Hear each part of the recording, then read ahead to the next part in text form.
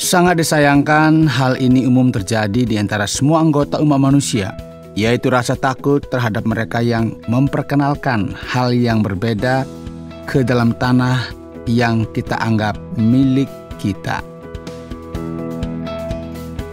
Selamat datang di Jalan 66, program pendalaman Alkitab pasal demi pasal yang disampaikan secara mendalam dan memberikan banyak makna dalam kehidupan yang Tuhan anugerahkan kepada kita. Hari ini kita mulai seri studi baru dalam Kitab Keluaran. Petualangan kita akan membawa kita dari tanah Gosen ke kubangan lumpur para pembuat batu bata, dan kemudian melalui pasir panas padang gurun Sinai. Allah memimpin umat pilihannya keluar dari perbudakan menuju tanah perjanjian. Saya, Oti Pramodo, bersama dengan narasumber kita kali ini yaitu Pak Yohanes, akan menunjukkan bahwa Allah mendisiplinkan umatnya dan menggunakan cobaan serta kesusahan untuk menumbuhkan iman kita. Tema kita kali ini adalah selama masa perbudakan. Saudara yang dikasihi oleh Tuhan, puji Tuhan kita masih bisa bersama-sama belajar Alkitab dalam program Jalan 66. Kita telah menyelesaikan studi kita tentang Kitab Kejadian, dan semoga apa yang kita pelajari di dalam Kitab Kejadian itu akan menolong kita sehingga kita bisa bertambah secara pengetahuan, terlebih lagi iman kita dikuatkan bahwa Allah yang berkuasa adalah Allah yang berdaulat, Allah yang memilih orang-orang yang dikehendakinya tanpa melihat latar belakang demi untuk keselamatan umat manusia melalui Tuhan kita Yesus Kristus.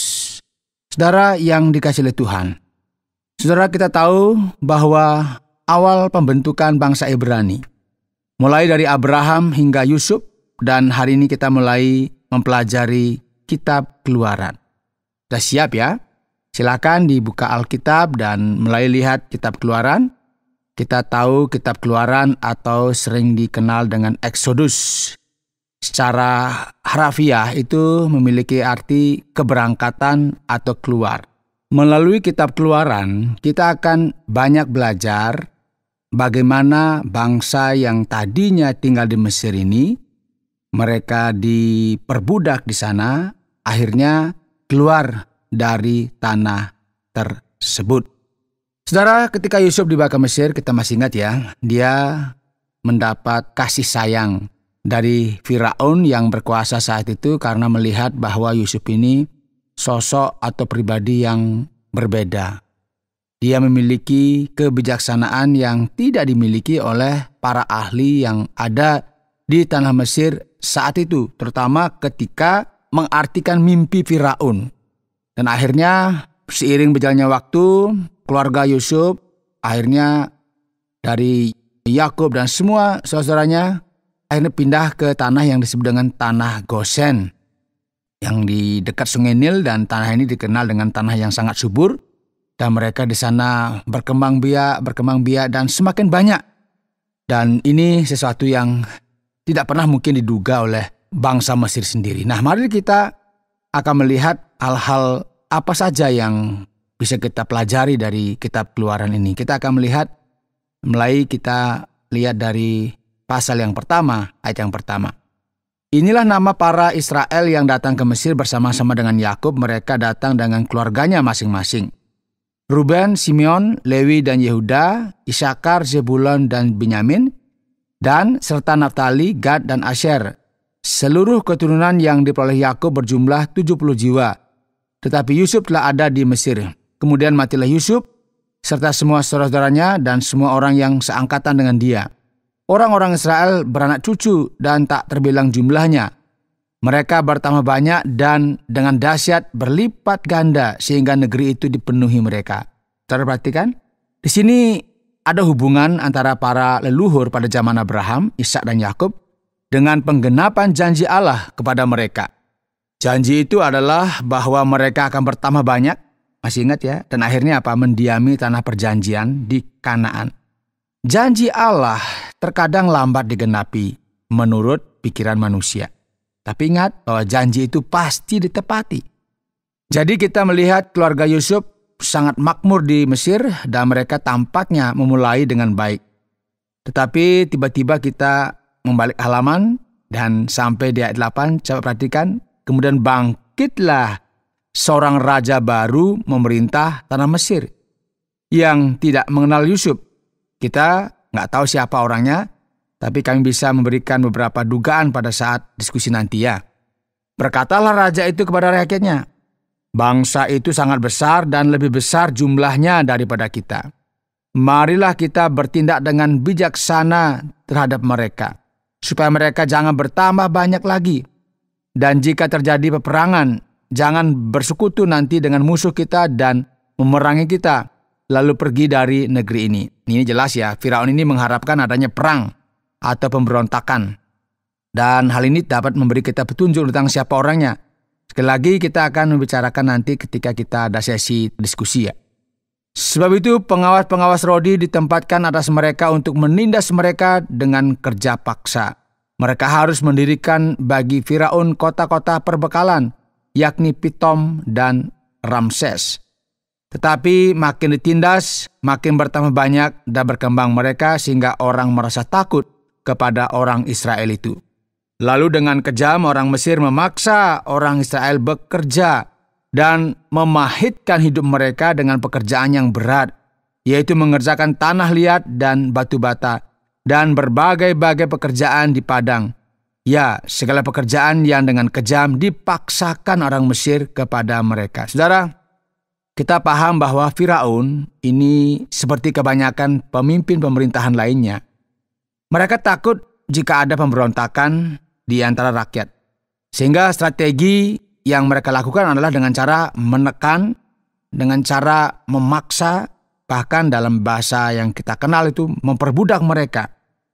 Siapa yang diperbudak? Ya orang-orang Ibrani. Dengan cara mereka disuruh bekerja sangat-sangat keras.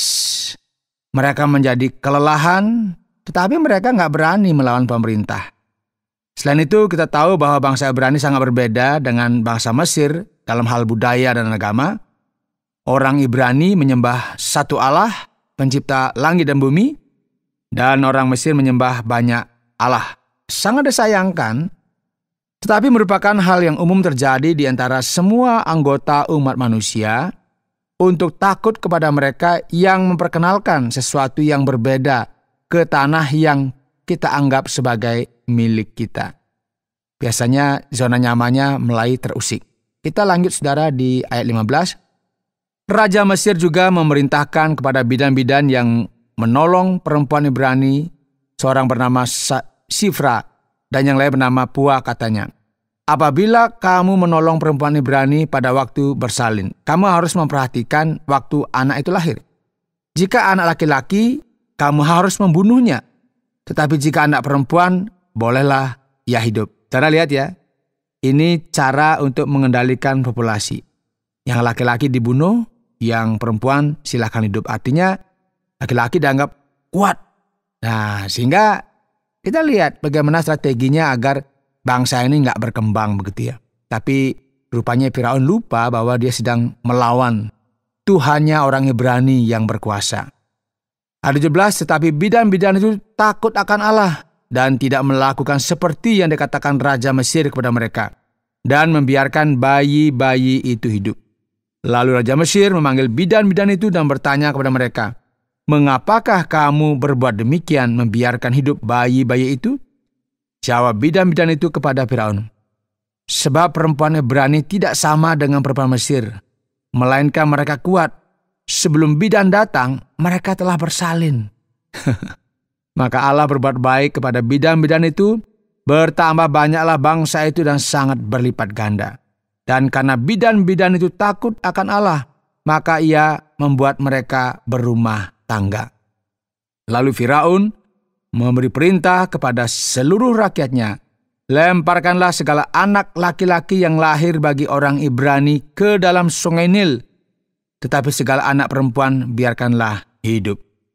Saudara, ini kita lihat ya, penguasa terutama dalam konteks orang-orang yang menyembah kepada hal-hal yang bukan Tuhan, yang mempraktekkan ilmu sihir dan sebagainya, khususnya di Mesir pada masa itu, seringkali mereka bertindak seperti Allah yang berkuasa dengan tujuan untuk mengendalikan populasi. Ini kita lihat terjadi pada waktu Mesir kuno. Jadi Firaun sudah membuat bangsa Ibrani bekerja dengan sangat keras. Kemudian mereka juga dikenai pajak yang berlebihan. Kemudian mereka dijadikan budak, kerja paksa untuk membuat batu bata, membuat proyek, dan macam-macam. Kemudian dia beralih sekarang bagaimana caranya mengendalikan populasi. Caranya apa? Ya, bayi-bayi yang laki-laki dibunuh. Kita perlu ingat ya, bahwa pemerintahan manusia adalah pemerintahan yang memang diizinkan oleh Allah.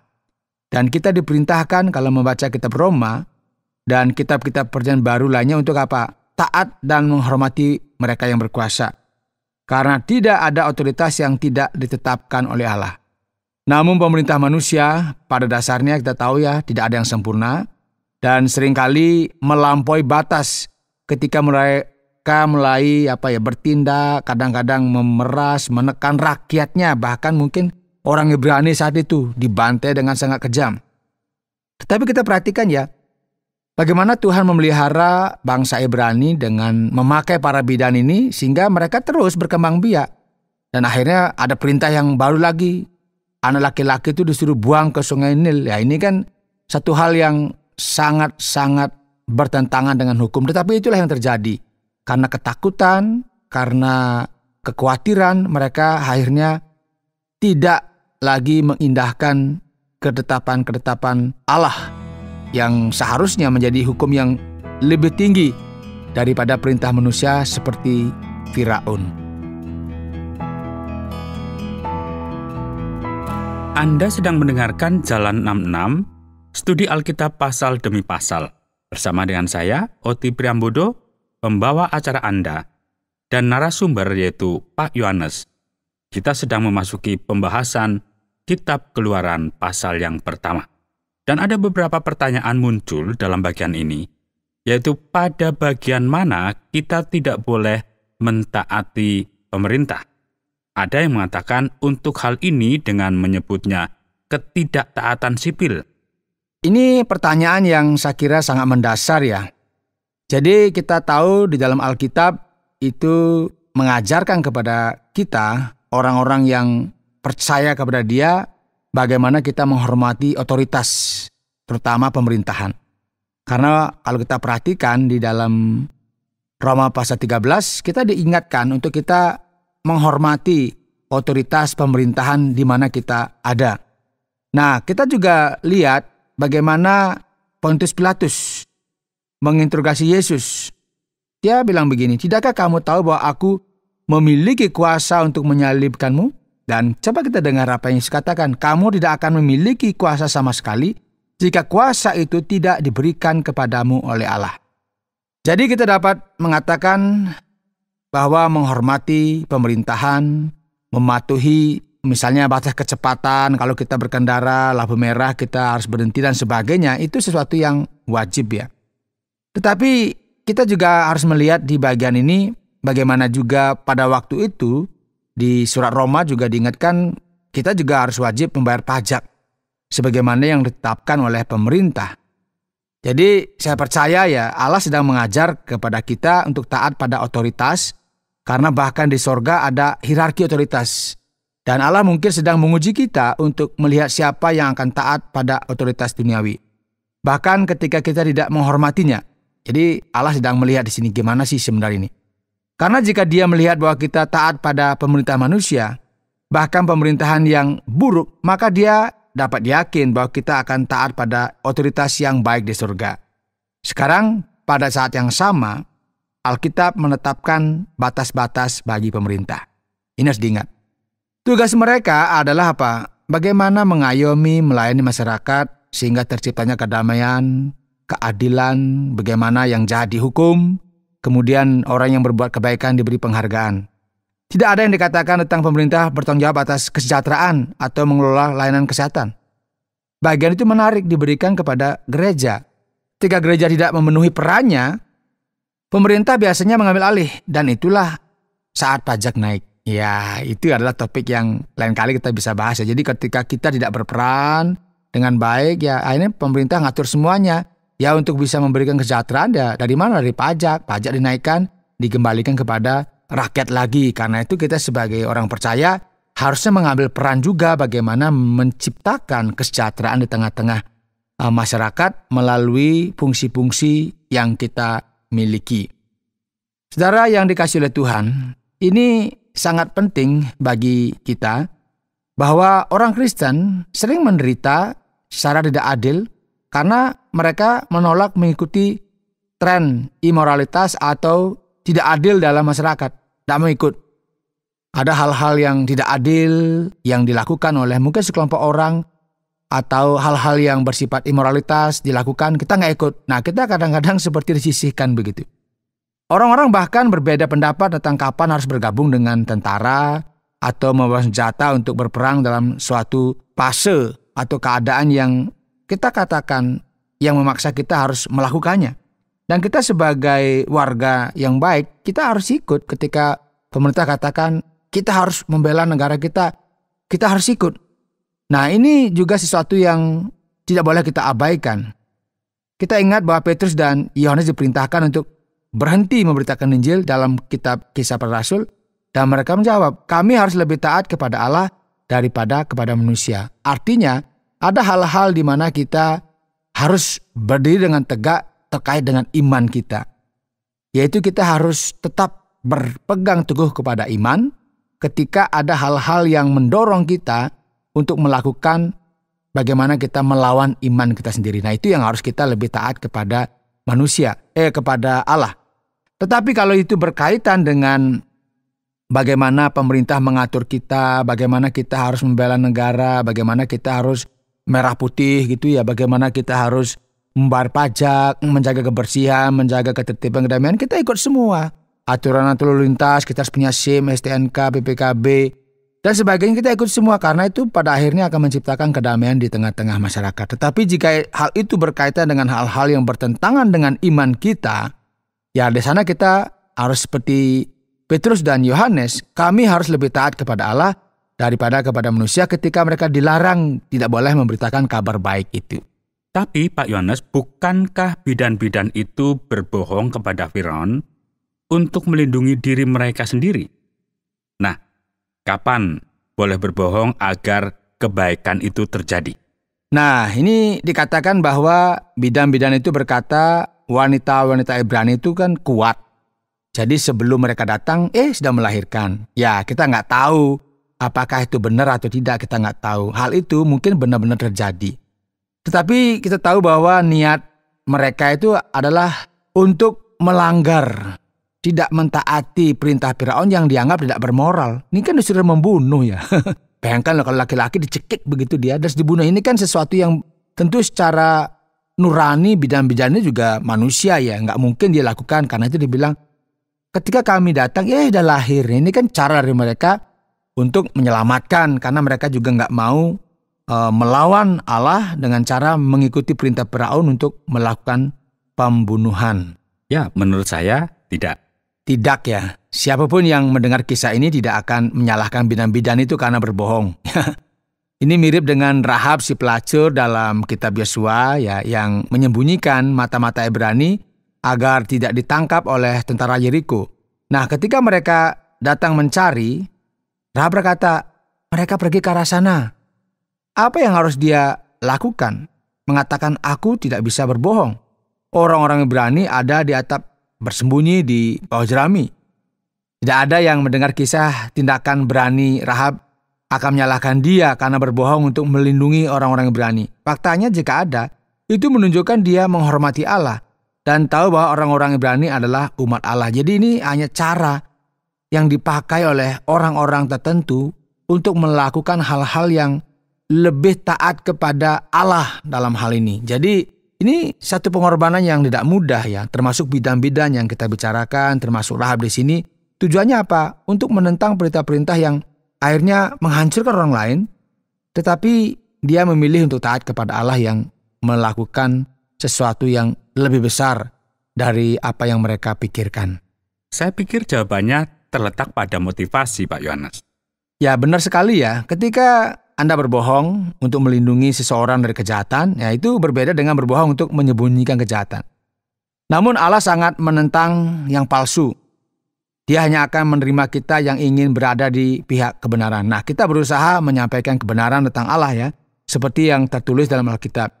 Yesus berkata, Dia adalah jalan, kebenaran, dan hidup. Jika kita berada di pihak kebenaran, kita akan mendekat kepadanya, bukan menjauh daripadanya. Nah, ada dilema di mana kita terkadang terpaksa memilih kejahatan yang lebih kecil dari antara dua pilihan kejahatan. Misalnya, apakah berbohong untuk menyelamatkan nyawa atau memilih antara satu orang yang dibunuh atau banyak orang? Ya, kasus-kasus seperti ini sering terjadi di kalangan orang-orang yang menangani keadaan darurat ya. Misalnya kebakaran atau terjadi kecelakaan. Atau di kalangan medis di ruang gawat darurat itu mereka berada dalam situasi-situasi yang nggak gampang untuk memutuskan dengan cepat siapa yang akan diselamatkan dan siapa yang akan dibiarkan mati. Ini kadang-kadang kan nggak gampang ya. Nah, di medan perang itu komandan harus berjuang untuk melaksanakan perintah dengan jumlah korban atau kerusakan yang minimal. Saya pikir kebanyakan dari kita pasti nggak sering diperhadapkan dengan keputusan hidup atau mati. Gak seperti itu ya. Tapi mungkin kita memiliki pilihan-pilihan yang bagi kita juga kita harus memilihnya yang terbaik dari antara semua opsi. Jadi kita harus melakukan yang terbaik yang bisa kita lakukan dan tentunya kita harus bergantung kepada Allah untuk mengetahui mana yang terbaik dalam setiap situasi yang sebenarnya kita sendiri juga tidak memahami. Jadi di sini dibutuhkan betul-betul hikmat yang kita mintakan dari Tuhan sehingga keputusan yang kita ambil betul-betul keputusan yang menghormati Tuhan. Apakah hanya ada dua bidan untuk seluruh bangsa? Ya, kita nggak tahu ya, tetapi kedua bidan yang disebutkan mungkin seperti perawat kepala yang mengawasi kelompok bidan-bidan yang ada pada waktu itu. Baiklah Pak Yohanes, mari kita coba untuk melihat apakah sejarah dapat mengungkap petunjuk tentang siapa Firaun ini. Ya, ini banyak penelitian sejarah dan arkeologi yang telah dilakukan untuk pertanyaan ini ya. Memang belum dapat ditentukan secara pasti, tetapi dinasti ke-12 kerajaan tengah, terutama di bawah Firaun, Amenemhat III, itu mencatat kelaparan seperti yang terjadi pada zaman Yusuf. Itu terjadi antara tahun 1860 hingga sekitar 1814 sebelum Masehi. Nah, namun periode Hyksos yang memiliki beberapa penguasa berdarah Semit juga merupakan kemungkinan lain. Jika demikian, tentunya hal ini mengarah pada Firaun bernama Apopis yang berkuasa dari tahun 1581 hingga 1540 sebelum Masehi. Karena Hyksos itu dianggap mencurigakan oleh orang Mesir asli, mereka mungkin yang takut akan pemberontakan massal ini ya. Jadi identitas pasti Firaun pada zaman Yusuf tetap menjadi perdebatan. Tetapi bukti utama tampaknya mengarah pada dinasti ke-12 kerajaan tengah atau periode Hyksos. Nah, Firaun yang tidak mengenal Yusuf ini hal yang sedikit rumit ya. Kita tahu bahwa Mesir mengalami beberapa pergantian dinasti dan Firaun baru ini baru saja menggulingkan dinasti Hyksos dan kemungkinan besar melihat orang-orang Ibrani sebagai sekutu dari Hyksos yang digulingkan. Itulah mengapa orang-orang Ibrani dianggap sebagai ancaman bagi dinasti baru di Mesir ini. Namun kita tahu para ahli telah memiliki begitu banyak dugaan tentang nama Firaun tersebut. Sehingga jujur saja ya, saya tidak mau juga menghabiskan waktu untuk mencari ini karena ini juga nggak terlalu penting ya. Nah, kisah Alkitab hanya menekankan bahwa Firaun yang berbeda yang memperbudak orang Ibrani karena Firaun yang baru ini takut pada mereka, jangan-jangan mereka ini akan memberontak kepada pemerintahan yang ada saat itu. Sepertinya perbudakan merupakan tema yang berulang dalam sejarah dunia. Ya, Anda benar ya. Perbudakan dalam berbagai bentuknya selalu ada sepanjang sejarah ya. Di Barat kita terutama mengenal perbudakan budak Afrika yang dilakukan oleh banyak negara termasuk Amerika Utara, Selatan. Kemudian juga kita tahu negara-negara Eropa dan suku-suku Afrika yang memperbudak suku-suku yang mereka kalahkan dalam perang ini kan pada masa dulu sering terjadi begitu. Mereka menjual dengan penawaran yang tertinggi. Namun kenyataannya perbudakan telah menjadi kenyataan di semua benua dan budaya di mana kehidupan manusia tidak lihat dari sudut pandang Alkitab. Faktanya perbudakan, eksploitasi, dan perdagangan manusia masih berlangsung hingga hari ini, sebagian besar secara rahasia. Apakah budak-budak Ibrani dipekerjakan dalam proyek konstruksi tertentu yang sedang berlangsung, Pak Yohanes? Teks tersebut memberitahu kita bahwa orang Israel bekerja terutama untuk pembangunan kota-kota Gudang Pitom dan Ramses di Mesir. Dan kita tahu bahwa hidup mereka menjadi semakin sulit karena mereka dipaksa bagaimana caranya agar mereka ini bekerja dan menghasilkan banyak hal, tetapi kita nggak tahu apakah mereka diperlakukan secara manusiawi atau tidak. Itu menjadi persoalan kita. Ya, kita pasti akan melihatnya. Baik, terima kasih banyak Pak Yohanes. Dan sekarang kita sampai kepada ringkasan pasal 1 dalam kitab Keluaran. Hari ini dalam Keluaran pertama, tema kita adalah selama masa perbudakan. Apa pelajaran besar yang kita temukan pada bagian ini? Bahwa Allah sedang bekerja meskipun mungkin tidak terlihat. Di akhir Kejadian, sepertinya keturunan Yusuf sedang berkembang dan sejahtera sesuai dengan janji Allah. Namun kemudian dinasti di Mesir berubah dan kini rakyat menderita di bawah perbudakan yang kejam. Sepertinya Allah tidak ada di mana-mana ya. Jika Anda bertanya kepada budak-budak Ibrani yang dipukul jika mereka tidak bekerja cukup keras, apakah mereka percaya Allah akan menyelamatkan mereka? Mereka mungkin akan menggelengkan kepala dan menangis. Namun di balik semua itu, ingatlah bahwa Allah sedang bertindak dan segera akan mengutus Musa, pembebas besar yang akan menyelamatkan bangsa Ibrani dari perbudakan. Itulah yang akan kita bahas pada kesempatan berikutnya. Jadi jika Anda sedang menderita dan merasa berada dalam bentuk perbudakan dalam hidup Anda, jangan menyerah. Percayalah kepada Allah bahwa Allah sedang bekerja di balik layar untuk kebaikan Anda, meskipun saat ini Anda belum bisa melihatnya.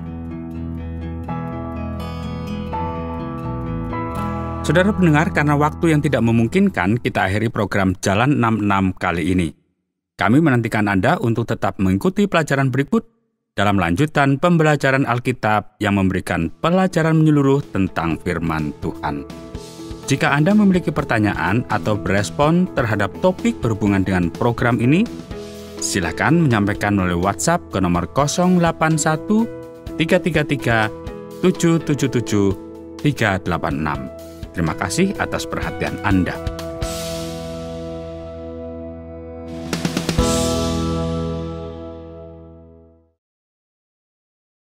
Terima kasih Anda sudah mengikuti program kami. Jika Anda diberkati, jangan lupa like, komen, dan share supaya Anda tidak ketinggalan setiap program terbaru kami. Jangan lupa juga untuk subscribe channelnya dan nyalakan loncengnya. Jika Anda ingin mendukung pelayanan kami, bisa melalui rekening kami berikut ini atau menghubungi kami di sini.